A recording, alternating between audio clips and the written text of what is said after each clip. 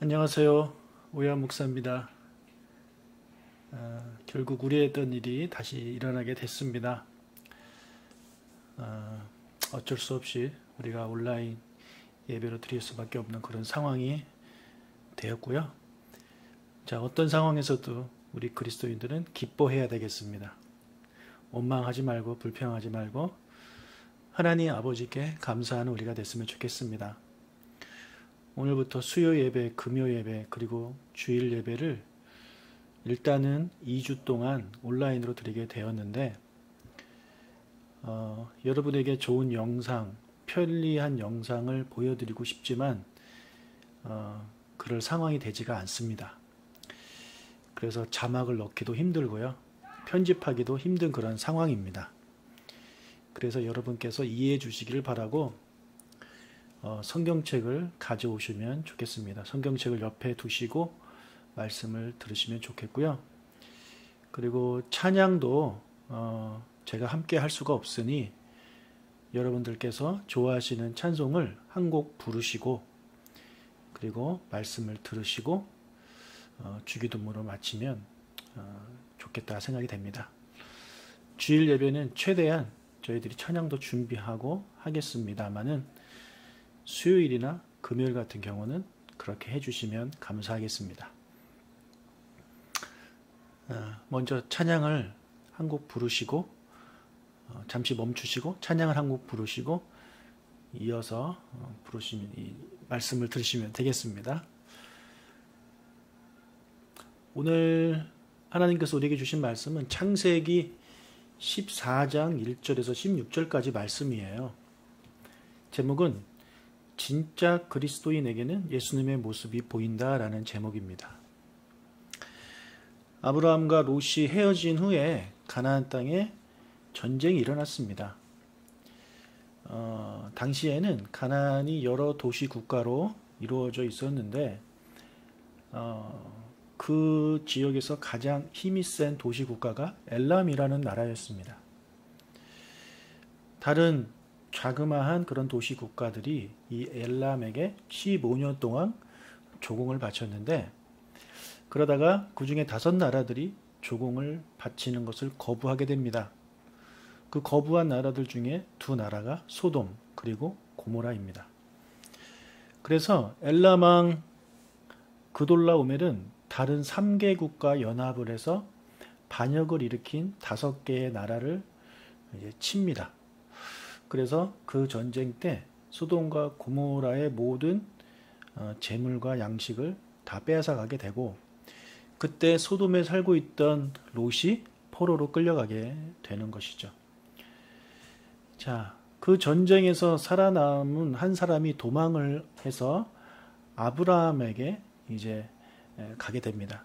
그리고 아브라함을 찾아가서 롯이 끌려갔다라는 소식을 전하게 돼요. 아마도 롯의 종이었을 것입니다. 창세기 14장 13절을 같이 읽겠습니다. 도망한 자가 와서 히브리 사람 아브람에게 알리니 그때의 아브람이 아모리 족속 마므레의 상수리 숲을 근처에 거주하였더라. 마므레는 에스골의 형제요 또 아넬의 형제라. 이들은 아브람과 동맹한 사람들이더라. 여기에 보면 히브리 사람 아브람 이렇게 표현을 하고 있습니다. 히브리 사람이라는 이 단어가 처음 나온 곳이 바로 이곳입니다. 우리가 보통 이스라엘 사람들을 히브리 사람 이렇게 말을 하고 있는데 히브리라는 이 단어가 어디에서 왔는지 정확하게 알 수가 없습니다. 여러 추측들이 있는데 그 중에 가장 유력한 추측은 강을 건너온 사람 또는 저쪽에서 건너온 사람 또는 사회적으로 소외된 계층 이런 뜻을 가졌다라고 이제 추측을 하고 있습니다. 그러니까 아브라함이 가나안 사람 출신이 아니고 유브라테스 티그리스 강을 건너온 사람이라는 그런 뜻인 거죠. 그러니까 아브라함은 가나안 땅에서 이방인인 것입니다.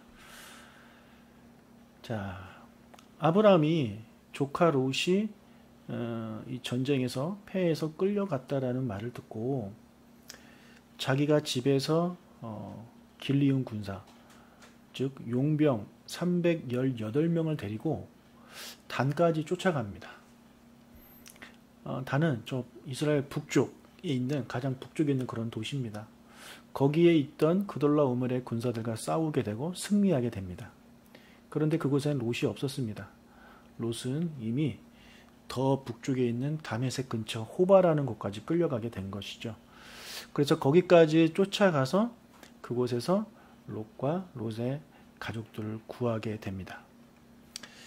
용병이 318명이나 있었다라는 이 사실을 통해서 아브라함이 얼마나 부자였는지를 우리가 알게 되는 것이죠.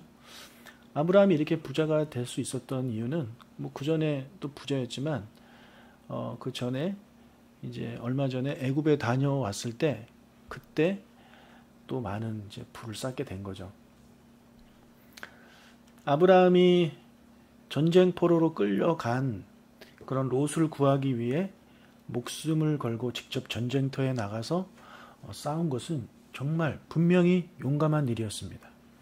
그리고 칭찬받아 마땅한 일이죠. 박수받아 마땅한 일입니다. 하지만 우리가 하나를 좀 생각해 봐야 될 것 같아요. 정말 박수받고 칭찬받아 마땅한 일이지만 그가 죽을 수도 있는 그런 상황이었습니다. 예. 직접 가지 말고 군사만 보냈으면 어땠을까라는 생각도 하게 됩니다. 하지만 그는 조카 롯이 자기 아들과도 같다고 제가 말씀드렸잖아요. 그래서 아들을 구하는 마음으로 직접 달려간 것이죠. 자, 겨우 318명이었고 상대편은 5개 국가가 연합한 연합군입니다.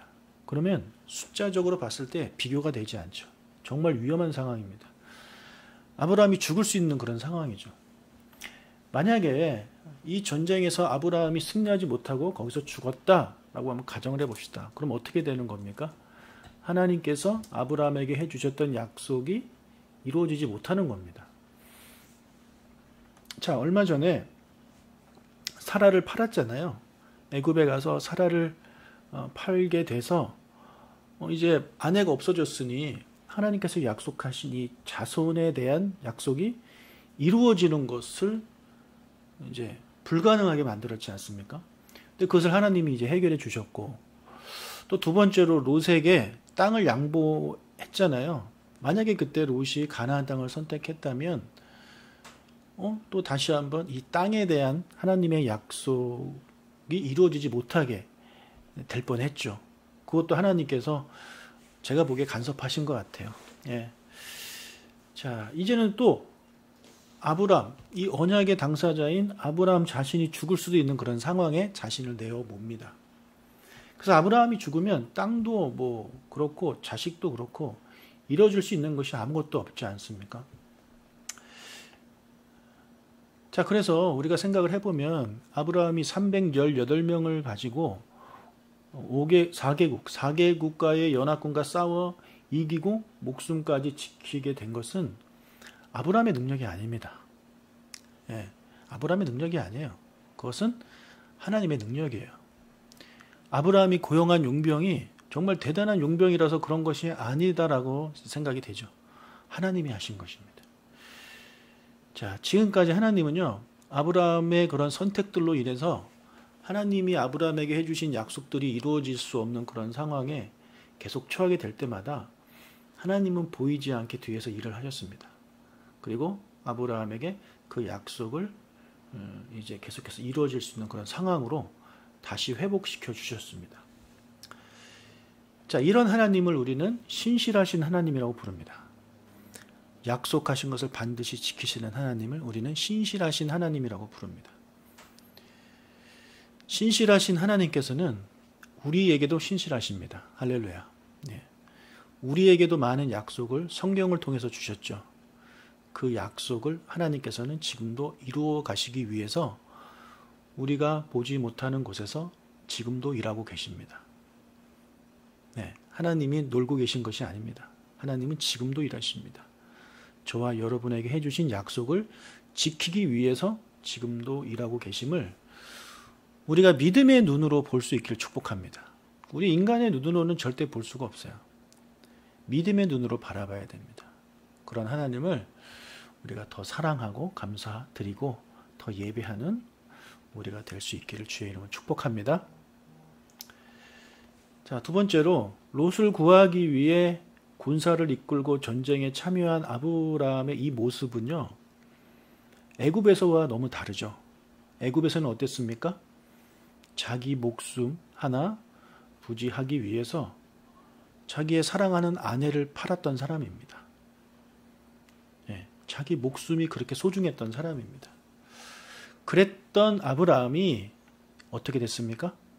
네, 자기 조카 롯, 이웃을 위해 자기의 목숨을 내어놓는 사람으로 변했습니다. 성숙한 그리스도인이 된 거죠.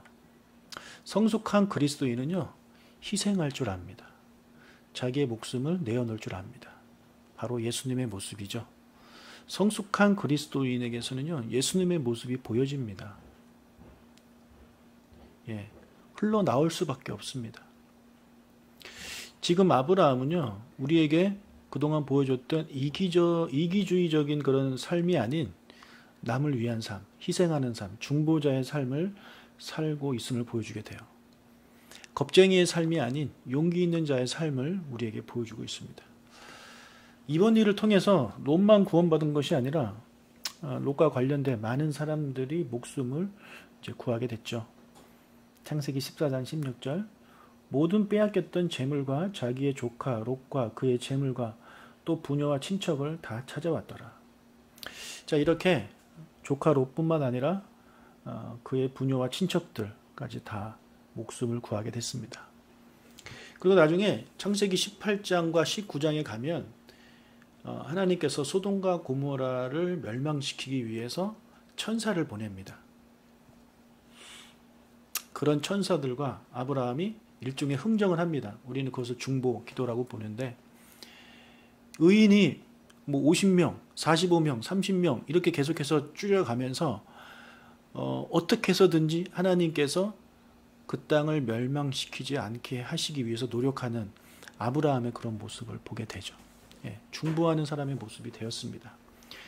그리고 이런 중보자의 역할을 하고 있는 아브라함의 모습이 결정적으로 묘사된 곳이 창세기 20장 17절입니다.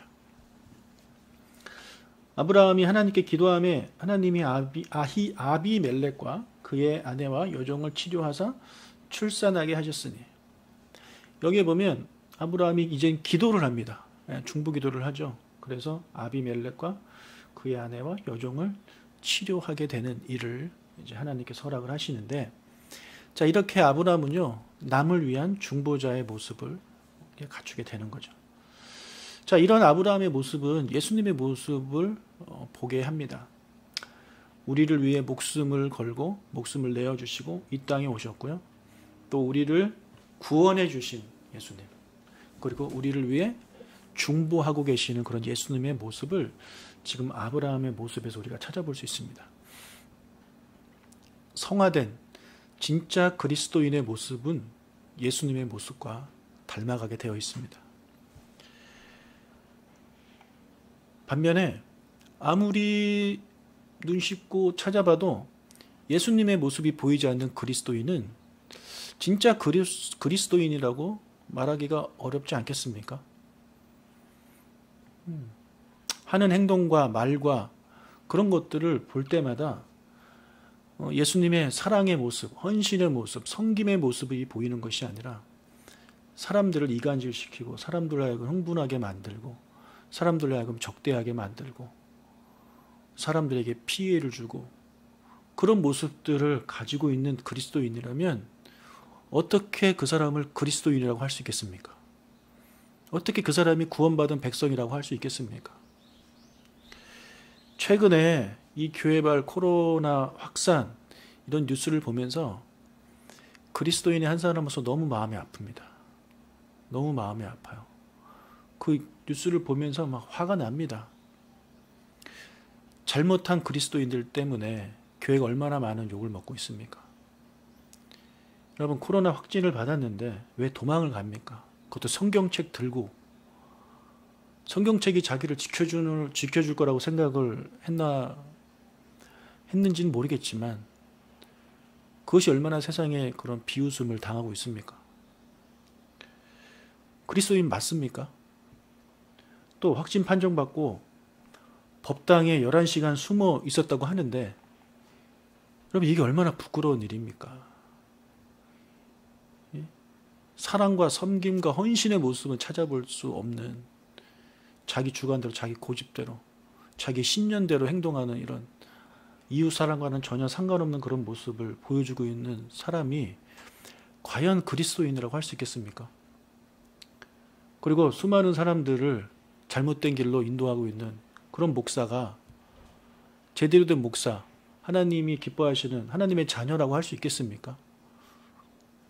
이번 코로나 사태를 통해서 진짜 어떤 목사가 가짜 목사고 어떤 성도가 가짜 성도인지가 분명하게 드러나는 것 같습니다. 저와 우리 조각목교회 성도님들은 그런 사람들이 되지 말고 진짜 그리스도인이 됐으면 좋겠습니다. 오늘 본문에 나오는 아브라함처럼 남을 살리기 위해서 목숨을 거는 사람이 돼야지 남에게 피해를 주는 사람이 되어서는 안 되겠습니다. 그리고 남을 구하기 위해 기도하고 중보하는 그런 중보자의 삶을 우리가 살아야지 그 반대의 삶이 되지 않도록 우리 자신을 늘 돌아보는 우리가 되시길 주의로 축복합니다. 아무튼 이 문제가 빨리 해결되도록 많은 기도를 부탁을 드릴게요. 자, 마지막으로 롯을 한번 생각해 보겠습니다. 롯이 어쩌다가 이런 어려움을 겪게 됐습니까? 네, 아브라함과 헤어진 다음입니다. 아브라함과 헤어지기 전에는 롯에게 이런 어려움이 없었습니다. 물론 헤어질 수는 있겠죠. 하지만 그가 선택한 땅이 바로 어떤 땅이에요? 죄로 가득한 소돔과 고모라 땅입니다. 그가 소돔과 고모라 땅을 선택한 기준은 영적인 기준이 아니라 순전히 경제적인 기준입니다. 잘 먹고 잘 살 수 있는 땅. 그래서 복의 근원인 아브라함을 떠나 죄로 가득한 소돔과 고모라를 선택했기 때문에 이런 어려움이 온 것입니다. 포로로 끌려갔어요. 지금 죽을 뻔했어요. 그러면 이 사건을 통해서 소돔과 고모라는 하나님의 백성이 살만한 곳이 아니다라는 것을 알 수 있지 않습니까? 근데 그걸 우리만 알았나 봐요. 롯은 그것을 깨닫지 못했습니다. 왜냐하면 롯은 아브라함에 의해서 구원받은 다음에 어디로 가냐면 다시 소돔과 고모라로 갑니다. 다시 거기로 가요. 왜 롯은 아브라함에게로 돌아가지 않았을까요? 자기가 이런 일을 당한 게 그냥 운이 없었다라고 생각을 했던 것일까요? 아니면 소돔과 고모라의 그런 치안이 약했기 때문이다? 나라가 약했기 때문이다라고 생각했을까요? 그것은 알 수 없지만 그 사람은 다시 그리로 돌아갔어요. 만약에 아브라함에게 작은아버지 저 이번 일을 겪으면서 깨달은 게 있는데 저 작은아버지랑 같이 있고 싶습니다. 작은아버지랑 있을 때 제가 안전했고 영적으로도 안전했습니다. 이렇게 말을 했다면 아브라함이 안 된다고 했을까요? 당연히 아브라함은 받아줬을 것입니다. 비록 그 둘이 같이 하면서 경제적인 문제에서 조금 손해가 있기는 하겠지만 얼마든지 감수할 수 있는 그런 문제라고 저는 생각합니다. 그래서 아브라함은 이미 헌신하고 희생하는 사람이 됐기 때문에 얼마든지 받아줬을 것 같아요. 그런데 롯은 그렇게 하지 않습니다. 원래 자기가 살던 그런 곳으로 갑니다.